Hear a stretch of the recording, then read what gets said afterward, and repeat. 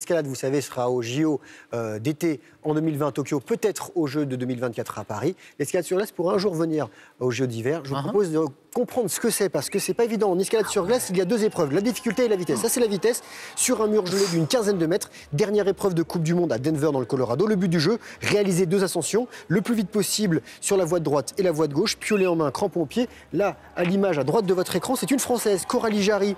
Et elle termine deuxième devant Marion Thomas, autre Française sur le podium, donc deux Françaises, et la Russe Marietta Lokonina qui a atteint le sommet, qui a gagné.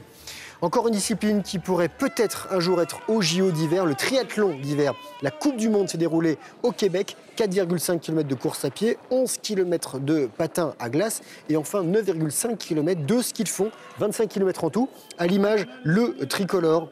Il est triple champion du monde de course de raquettes à neige. Il s'appelle Stéphane Ricard. Il est originaire de Gap, dans les Hautes-Alpes. Et il a bravé le froid. Il se classe 9e, compétition remportée par le Canadien Maxime Leboeuf. Un changement de température, nous sommes au Maroc, dans les dunes de Merzouga, le 4L Trophy. On a montré la semaine dernière des images du départ de Biarritz, 22e édition de cette course sportive et solidaire pour 2200 jeunes.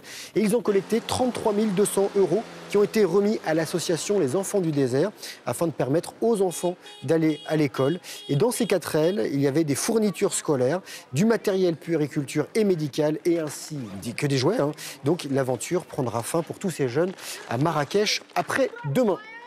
Et enfin, encore de belles images. On va changer de paysage au Cap-Vert, avec des conditions météo idéales pour la première étape du Strapless Kitesurf World Tour, du kitesurf bien sûr, dans les vagues cette fois-ci. Victoire du local de l'étape, le Cap-Verdien Mitou Montero, avec la note parfaite de 10. Et chez les dames, c'est la Hawaïenne Mouna White qui s'impose. Moi qui suis déjà très impressionné par le kitesurf dans ces les vagues, conditions, dans les vagues.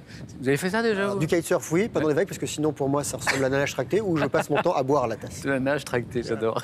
Merci Grégoire, tout à l'heure. La nage tractée, excellent. Juste après le joie.